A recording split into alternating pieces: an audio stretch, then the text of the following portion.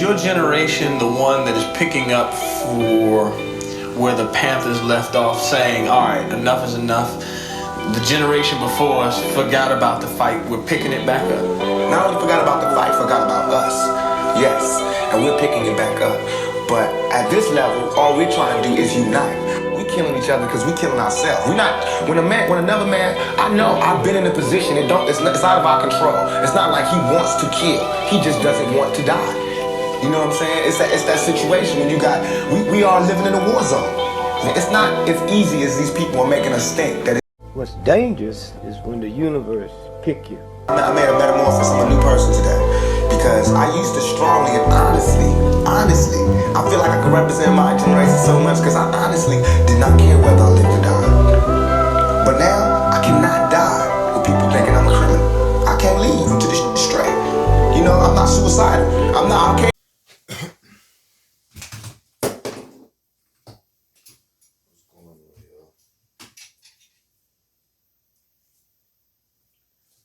So, we're going to continue this little story, seeing if any of this got validation. Clean the air a little bit in here. But, as I still kept journeying, and I just try to give you what's more or less some of the information I picked up on that was a kind of like a mind blower, you know? So in that same raw material, they asked about a book called the Urantia book. So Ra says it comes from inner earth beings, more or less beings within our atmosphere, and basically still conducting somewhere in Earth's atmosphere, more or less, right? So when you're Urantia, right? Because I think it's worth talking a little bit about the Adam and Eve's thing, because a lot of people get that mixed with the creation story. But according to the Urantia book, humanity came around like maybe a million years ago, something like that, from a lemur light creature, like even an ancestor to the lemur, and not a monkey or none of that, but ancestor to all of us, really like a common ancestor to all of us. So humanity progresses through time, but like 500,000 years ago, it says about us getting more or less becoming conscious, and you know, beings that's part of governing the star systems and the life on planets, basically came to teach us and to help guide us in our new consciousness. And even in your OSP, we get that. In OSP, though, it says that beings who died in their early infancy, who didn't really get to live out any type of existence in this realm of, you know, existence, like an earth type existence. And then other places you get that, you know, Mars died out like 500 years ago, and that some of those, you know, spirits were transported here to get to live. But either way, you get that beings were here. Now, in Urantia, these beings they were basically, their physical forms were cloned, but they were still high beings in their personality. So they were cloned from some of the most, you know, genetically dominant, beautiful, you know, built species at the time of humanity.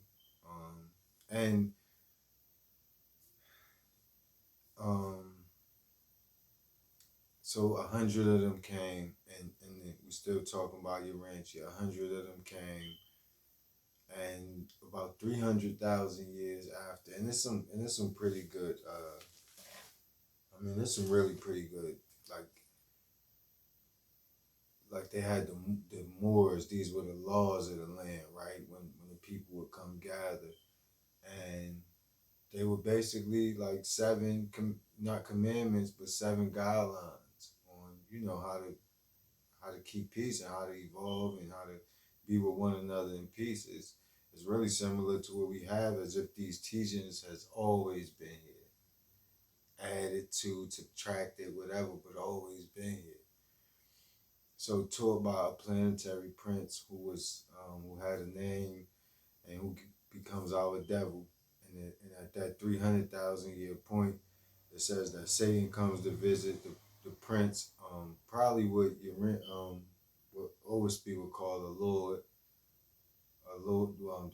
like one governing earth. They call the prince, and Satan comes to visit him, and even in Owaspy, you get that Satan starts to rise because Satan is more or less the voice of power and the pursuit of power, and Lucifer is actually this high being who's helped govern in heaven, and a really wise, beautiful being according to Urantia, and he decides to, he comes up with the Declaration of Liberation or something like that, and a bunch of beings break away, and a bunch of planetary princes break away, so it says like 36 or 39 planets break away from the basically the will of God and the will of creation, and they started teaching man, a bunch of other stuff, war, exclusiveness, plants and magic and different things. So out of the 100s, 60 of them deviated, 40 of them stayed down, 39 of them left, and one of them stayed to teach and to try to maintain balance for as long as he could, and he did that for a long time. And out of the ones that fell was 60. And in this, the tree of life is actually a tree that gives them still the connection and the higher vibrations, let's just say. Nothing for man, nothing that could do anything for man, but something that would get them and keep them connected with the higher vibrations. So when they broke away, the 60 were cut off from the tree of life. The one that stayed took the tree of life with him and replanted it somewhere else. So him and those who follow him that stayed, they were able to be replenished. And like I said, they all took their DNA from some of the most genetically dominant humans, basically. And so they called most of those humans forward when they started to teach and build their schools and build their, places of wisdom and things like that to teach man and help develop man. So that's why even when I looked, it just seemed like we took a big leap at one point out of nowhere. And if you put these beings back in place and you start making them myths, then we might see something. But I think we're seeing that a lot is generations later. So when they was cut off from the tree of life, they decided that they wanted to basically remain here in a way, like, right, keep themselves here. So at one point before the fall, they all started to, it was 50 males, 50 females, so they all started to mess around, and they had the midway creatures who we get in the book of Enoch. So they started to have sex with women and things like that because they wanted to keep their bloodlines on earth and things and whatever. And their children became giants, and their children some of them became just, Owaspy says, abominations, like just born with swords and all types of things.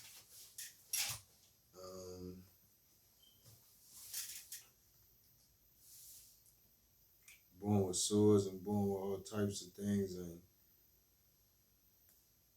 it says that in that time, and here in Owaspy, it says, as the light of a full-grown man is different from a child's, so all right, hold on, not there yet. But it talks about that, and they fall, and then the one who stayed and those who follow him built the garden in preparation for Adam and Eve, who according to Urantia is planetary biological upsteppers. So they come to have children, and their children go out all across the world, and through their bloodline, they help upstep humanity, because there comes a certain point where we stop evolving physically.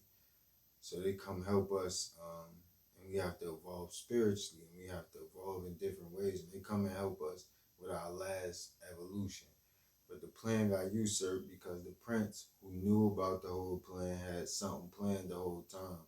So the children of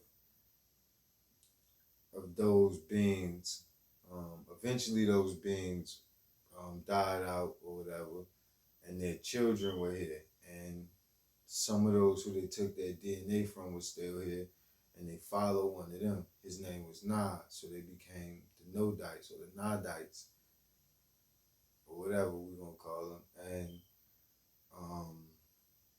so when they built the garden, you had this tribe and these Nodites tribe, Andites and Nodites, something like that. So when Adam and Eve come, and it says they came about 35,000 years ago for that purpose, and being that the world was in such chaos, then their plans was also Adam being the teacher and also here for that mission, was feeling low and off because of how things were going. So it says that for like 5 years, one of the chiefs of the Nodite tribes they were all really cool, no problem with nobody, even though they were the children of the so-called fallen. And all of these beings were taller, more chiseled, more, you know, built better than humanity, I guess you can say. And a lot of the Nodite tribes, it says, went scattered across in Mesopotamia and all of these different places throughout Europe, throughout all these different places in the world.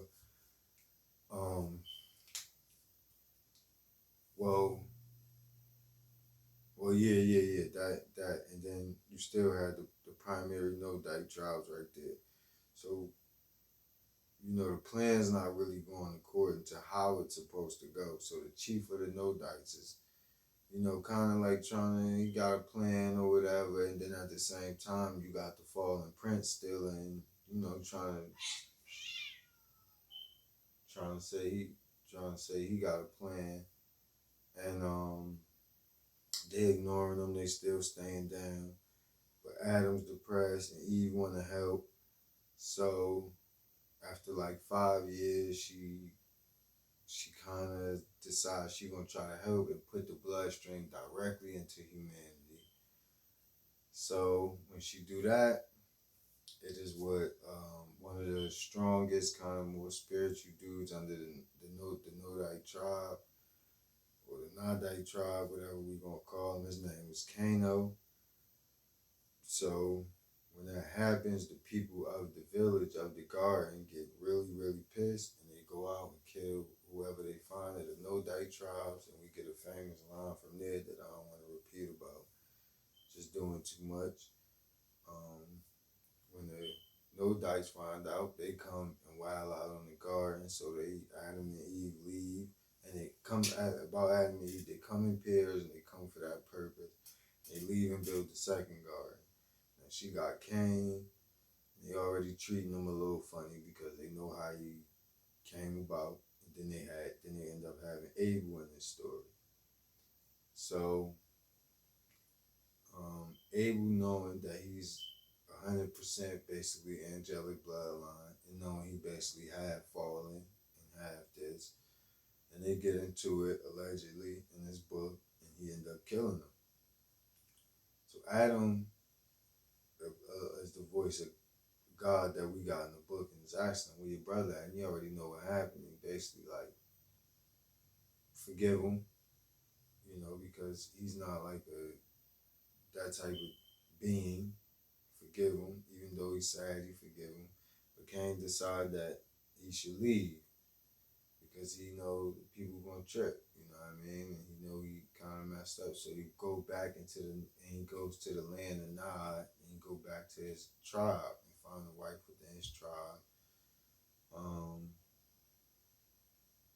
Now in OSB though, it says that, let's see. As the first race went down into the earth, the second man rose up by my angels, becoming like unto lords and gods, and capable of knowing good and evil. But as the light of a full-grown man differeth from that of a child's, so in different degree was the light of men. And those whose the higher light were called faithers, Ahims, because they perceived the wisdom, shaped all things, and ruled to the ultimate glory of the All One. But those of the lesser light were called Cain, the droop, because their trust was more in corporeal than in spiritual things, and worldly. And the faithers were also called the chosen people, because they chose God, who is the Lord over earth. But the Cainites, the droops, were classed as enemies of the Lord, because they sacrificed by means of war and death. So it talks about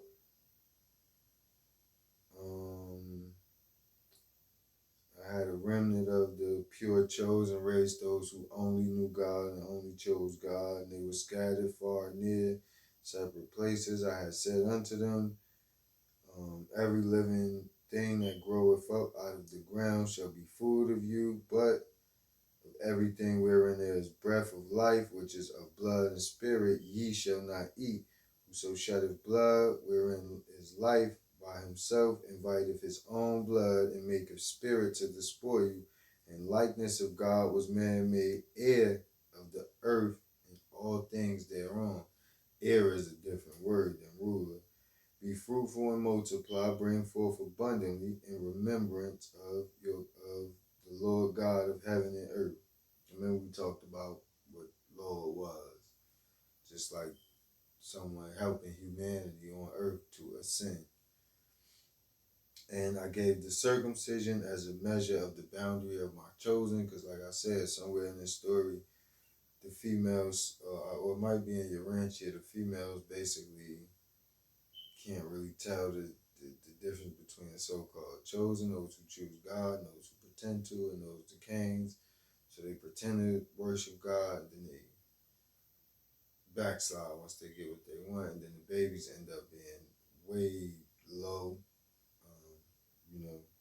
so it was the females who wanted a son, and that was way before. We don't have any of the Israelites or Jews. We ain't talking about any real religions yet. And it said, but there were giants, droops in those days, and in time after, and my chosen came unto them, and they bore children to them also, and their flesh became corrupt, so that vermin inhabited to them from the time of their birth to the time of death, and they became rotten and running sores, and in the lungs and joints with the poison of death. And their offspring that was born unto them came forth afflicted with the sins of their fathers and mothers, to linger in misery or die in infancy. And they peopled the heaven with untimely births, and with spirits of darkness, who in return came back and afflicted mortals. So this is around the time where floods is happening and things like that. But before we continue, I just want to see if there's any other perspectives on this Adam and Eve story, and possibly if it have any relevance, right? So we'll check on that. Have become agnostics because of the supposed conflict between the Bible and science. In truth, there is no conflict at all between a correct translation of the Bible and really proven science, not just unproved theories. One of these supposed conflicts is between the fact that science knows that human beings have lived on the earth far longer than the few thousand years covered by the Bible, and the common belief that the Bible says that Adam was the first man. But the truth is that the Bible nowhere says that Adam was the first man. Yes, I know that most of the preachers say that, but the Bible does not say it. It merely says that Adam was the first man of a new white race. The many mistranslations in the King James Version obscure much of the truth. For example, Genesis 1, verses 1 and 2. In the beginning, God created the heaven and the earth was without form and void, as though God made it all a complete mess. In the Hebrew, however, it says, now the earth had become chaotic and empty, For example, see Rotherham's emphasized Bible. That is, some early catastrophe had wrecked the earth, which was not without form and void before that. This was a judgment of God on earlier civilizations for their wickedness. Jeremiah 4, verses 23 to 27 gives us a vision of it. I beheld the earth, and lo, it was without form and void, and the heavens, and they had no light. I beheld the mountains, and lo, they trembled, and all the hills moved lightly. I beheld, and lo, there was no man, and all the birds of the heavens were fled. I beheld, and lo, the fruitful place was a wilderness, and all the cities thereof were broken down at the presence of the Lord, and by his fierce anger. For thus hath the Lord said, the whole land shall be desolate, yet will I not make a full end. Therefore we do find buried ruins of cities older than Adam, and skeletons which can be dated by the carbon-14 process as many thousands of years older. But the Bible tells us about this. Next, the Bible tells the creation of men in the plural in Genesis 1, verses 26 to 28, saying, male and female created he them. And God told these people, be fruitful and multiply, and replenish the earth. Plenish is an obsolete English word meaning to fill, and you cannot replenish what was never plenished or filled before. But in the next chapter, Genesis 2, we find the Adam in the singular created. The Hebrew word Adam, rendered Adam in the English, is from a root word meaning to be of a ruddy complexion, showing blood in the face. A word obviously not applicable to the dark races, which we also know from scientific evidence to be much older than the white race. And when the Bible is speaking of the particular man, Adam, who was created in Genesis chapter 2, it always says the Adam. Bible scholars know that Genesis 3, verse 20, and Adam called his wife's name Eve because she was the mother of all living, is a forgery, a later interpolation which was not in the earlier manuscripts. For example, see Moffat's translation. In Genesis 3, verse 3, when Eve tells Satan that God has said that they must not touch the fruit of the tree of good and evil, the word there translated touch is the Hebrew word naga, meaning to lie with, to have sexual intercourse with, which plainly shows that these were people and that there were other people in the world at that time. The 4th chapter of Genesis records the birth of Cain and Abel. In the Hebrew, the wording suggests that they were twins. No other child of Eve is mentioned until the birth of Seth, when Adam was 130 years old, certainly long after the birth of Cain and Abel, which most scholars say was over a century earlier. Yet, when Cain killed Abel, and in punishment was driven out of the land, he complained to God that anyone that findeth me shall slay me. That's Genesis 4, verse 14.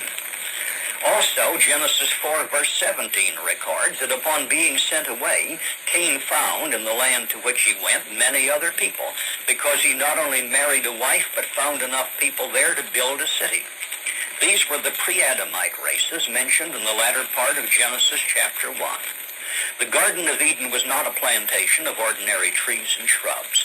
God did nothing so foolish as to make a special creation just to have a man to wield shovel and pruning shears, when he already had millions of pre-Adamite peoples available for that sort of work. We are told that the Garden of Eden contained the tree of the knowledge or experience of good and evil. Now, no tree of the forest has any knowledge or experience of either good or evil. And the 31st chapter of Ezekiel says, behold, the Assyrian was a cedar in Lebanon, with fair branches and a shadowing bough, and of a high stature. Therefore his height was exalted above all the trees of the field, and his boughs were multiplied, and his branches became long. All the fowls of heaven made their nests in his boughs, and under his branches did all the beasts of the field bring forth their young, and under his shadow dwelt all great nations. The cedars in the garden of God could not hide him. The fir trees were not like his boughs, and the chestnut trees were not like his branches, nor any tree in the garden of God was like unto him in his beauty. I have made him fair by the multitude of his branches, so that all the trees of Eden that were in the garden of God envied him. Obviously, the trees in the Garden of God in Eden were family trees of races and nations who admired and envied the early Assyrian Empire, for an ordinary wooden tree can't envy anybody. These races and nations made up the garden that Adam was to cultivate. That is, Satan had been what we might call the superintendent or governor of this planet, to rule it in obedience to God's will, until he forfeited that position by rebellion against God. Adam was sent to take his place. It was Adam's job to rule the various nations and races of the earth as God's representative here, educating them in God's laws and enforcing obedience to those laws. These other races and nations had been here many thousands of years before Adam. Therefore, the Bible makes it unmistakably clear that we are not all descended from Adam and Eve, for there were other races on earth, already old, already numerous, when Adam was created. And among these other races, there are several who are simply pre-Adamic, and one at least which is satanic. If you will read the 3rd chapter of Genesis, you will notice that immediately after the fall of Adam, when God required them to answer what they had done, God condemned Satan. The word mistranslated serpent here is the Hebrew word nokash, which literally means enchanter or magician. And no doubt Satan, still possessing many of his angelic powers, was able to be an enchanter or magician. It is certain that the one who seduced Eve was no mere scaly snake wriggling along the ground. Yes, I said seduced Eve, for that is what she admitted in the original Hebrew, and Cain was the son of that seduction. The Bible uses the word begat with monotonous regularity in tracing family trees, but the first time the Bible ever says that Adam begat anyone is Genesis 5, verse 3, where it says, "And Adam lived 130 years and begat a son in his own likeness after his image, and called his name Seth." But to get back to Genesis 3, verse 15, God said to Satan, "I will put enmity between thee and the woman, and between thy seed and her seed." The same Hebrew word for seed is used in both cases. Satan was to have just as literal seed or descendants as Eve. God's own word being pledged to this, we must expect to find it actually happening. And we do. Jesus Christ himself tells us of it. In Matthew 13, verses 38 and 39, in explaining the parable of the tares among the wheat, Jesus says, "The field is the world. The good seed are the children of the kingdom, but the tares are the children of the wicked one. The enemy that sowed them is the devil."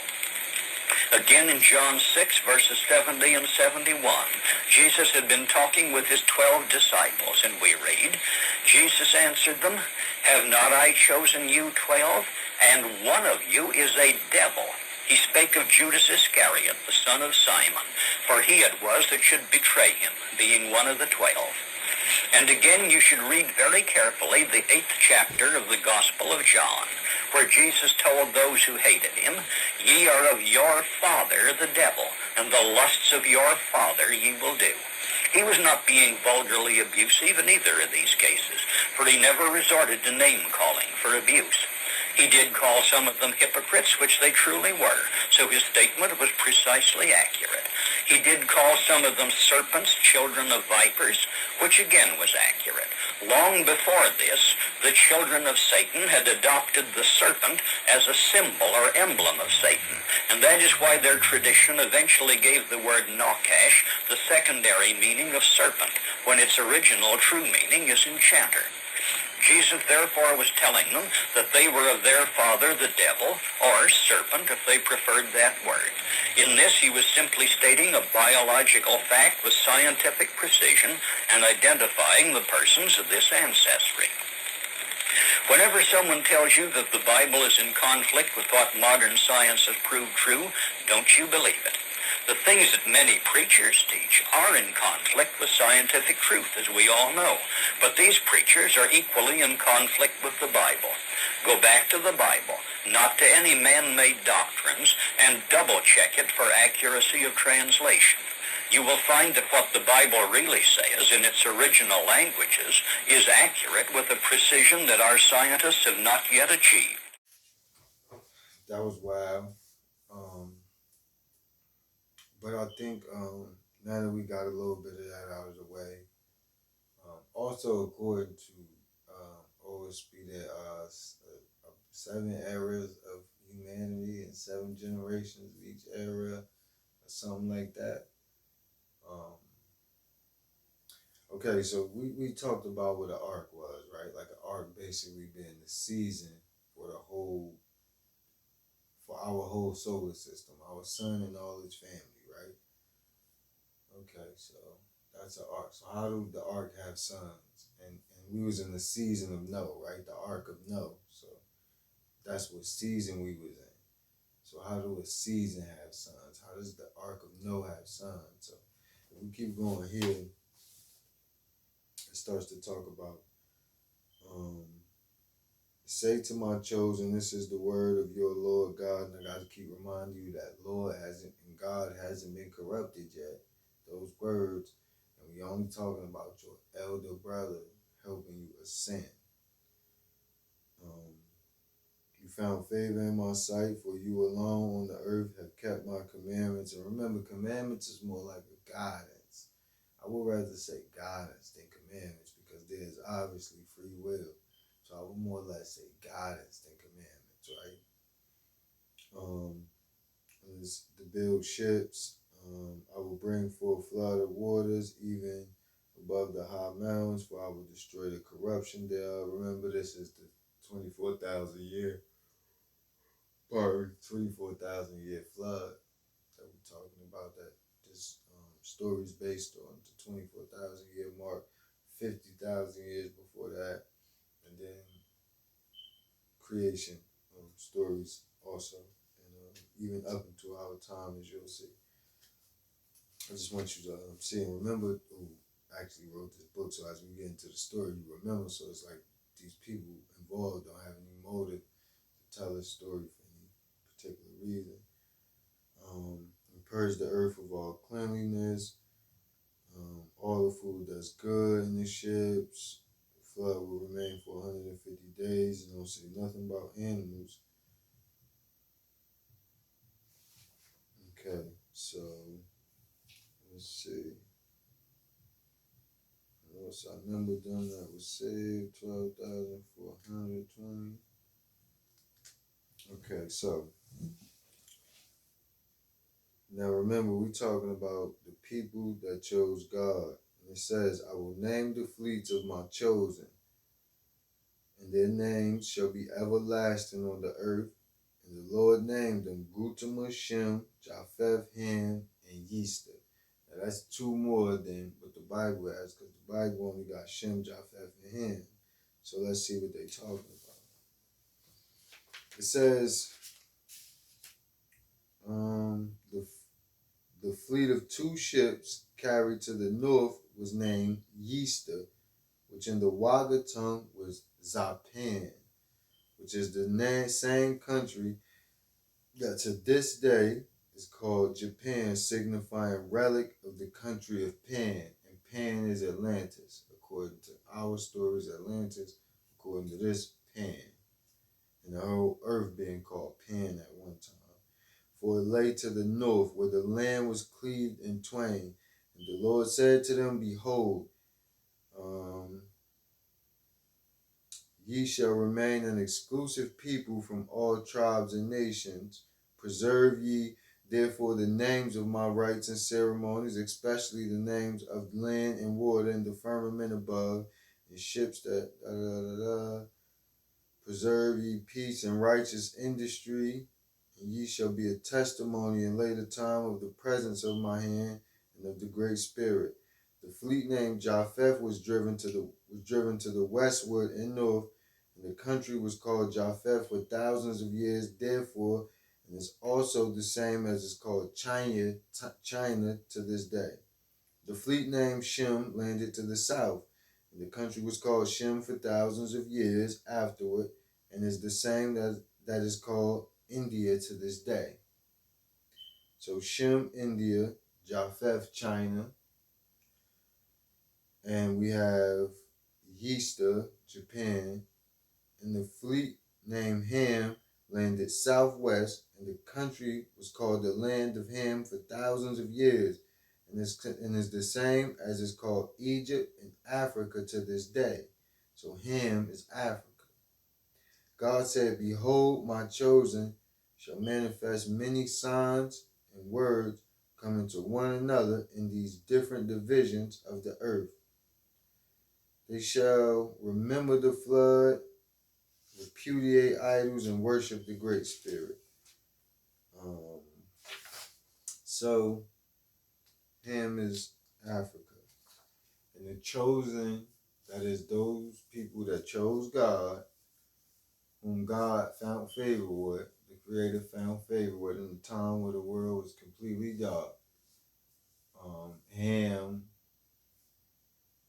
coming from the land of Atlantis, from Pan, is Africa and Egypt and Arabia. Now, it also worth noting that there was those, according to the Urantia book, those children of the fallen out there somewhere, and possibly other survivors. Like it talks about grounds people, and it talks about cave people, and it talks about just different survivors. So maybe they're survivors, and maybe then you got some of these guys, and if they giants, and they pretty much whatever, you never know, they might be survivors. So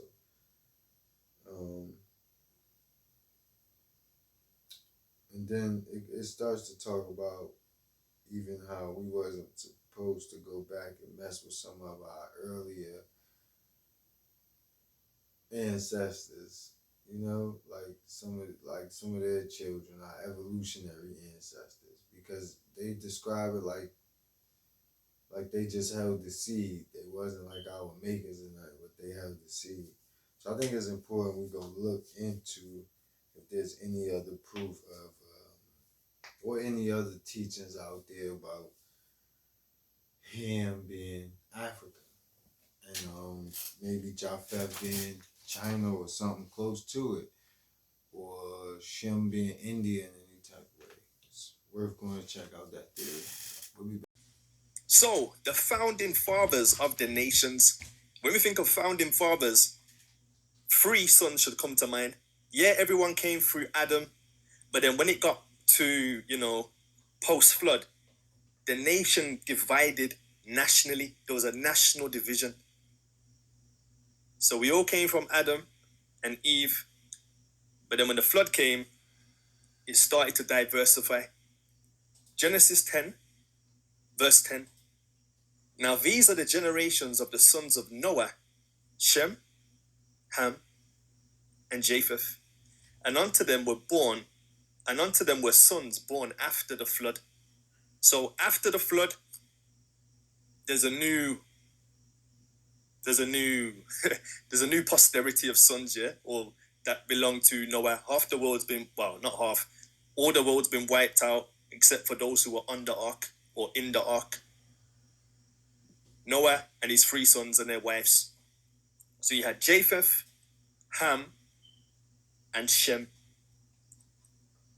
Now, Japheth went on to have 7 sons. We're just dealing with sons, but in this particular slide, I've included the grandsons just because I wanted to show you another point. So, Genesis 10,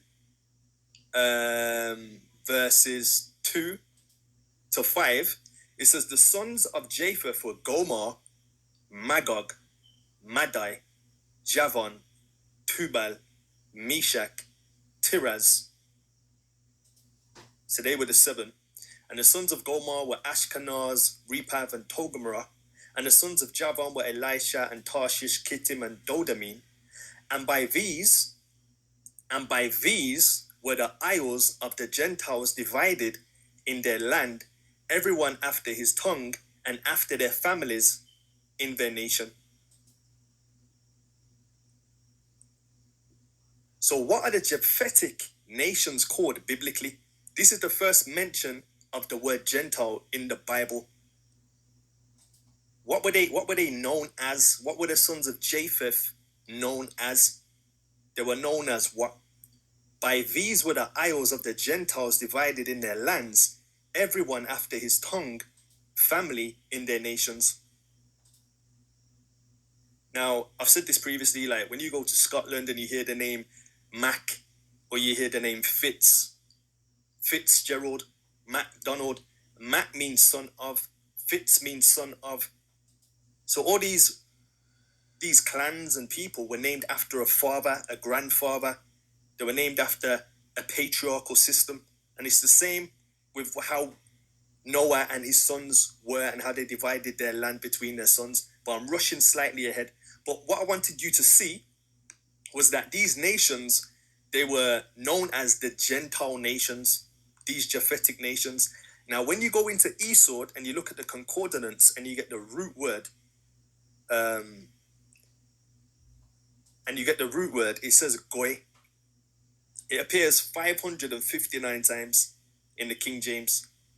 And it's goy or goyi or goim or guim.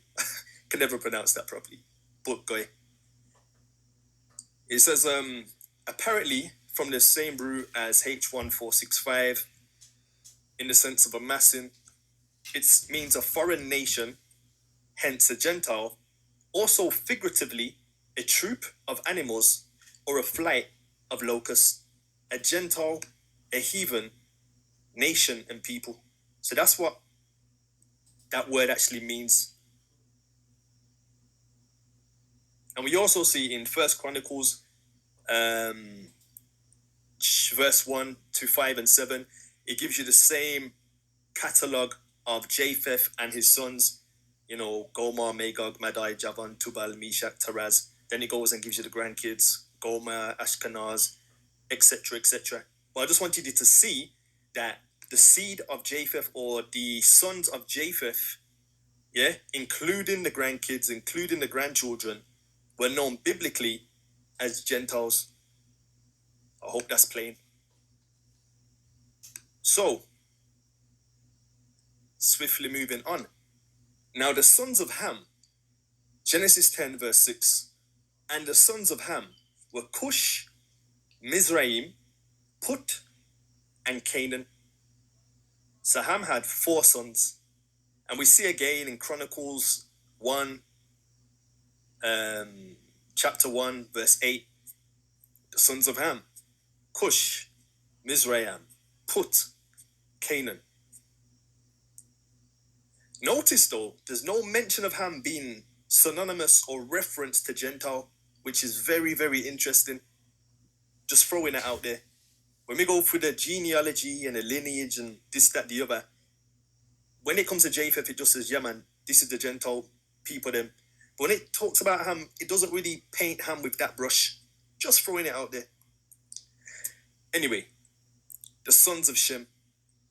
Now, it may do further on, but I'm just saying at the introduction of the sons in the first instance, it doesn't. Before somebody says, yeah, it does. I'm just saying in the first instance, it doesn't. But anyway, the sons of Shem. Genesis 10, 21 to 22. Very interesting. The Bible does things where it just drops little nuggets in and you think it's random. You're like, why did the Bible just drop that in there when it had nothing really to do with what the thing was about, so it would appear on the surface level? All right. So Genesis 10, 21 to 22. Now this is still dealing with the sons of Shem, the sons of Ham, the sons of Japheth. Genesis 10 breaks down the nations that came out of Noah and his posterity, his 3 sons. So, unto Shem, also the father of all the children of Eber, the brother of Japheth, the elder, even to him were children born. So in that first verse, the Bible wants us to know that Shem was the father of Eber. Why does he want us to know that Shem is the father of Eber? Everyone else, it just starts off with Japheth and his sons, yada, yada, yada. Ham and his sons, yada, yada, yada. Comes to Shem, is Shem also the father of all the children of Eber. Why does that Eber, what is it doing there? It's a bit random. Anyway, the brother of Japheth the elder, even to him were born children. And then it goes on to tell you his actual children. Yeah? So it gives you that precursor, and then it goes on to explain who Shem's children are. So it says, the children of Shem, Elam, Asher, Arphaxad, Lud, and Aram. Okay, so what we've just learned here is that Noah in Genesis 10, post-flood, comes out the ark with his 3 sons, and then his 3 sons go on to have 5, which is Shem, 4, which is Ham, and 7, which belong to Japheth. So the most fruitful out of Noah's direct sons turned out to be the sons of Japheth, closely followed by Shem, and then followed by Ham. We're talking about the sons, not the grandchildren or any of that stuff, just the sons in this particular where we are right now.